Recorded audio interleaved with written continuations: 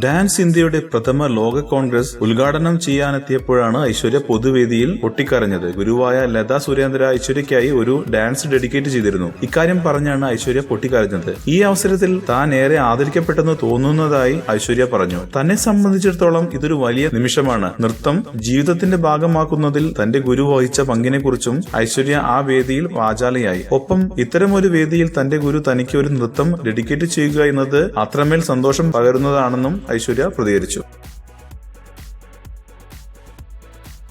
കൂടുതൽ സിനിമാ വാർത്തകൾക്കും വിശേഷങ്ങൾക്കും ഇപ്പോൾ തന്നെ സബ്സ്ക്രൈബ് ചെയ്യൂ മലയാളം ക്രിയേഷൻസ്.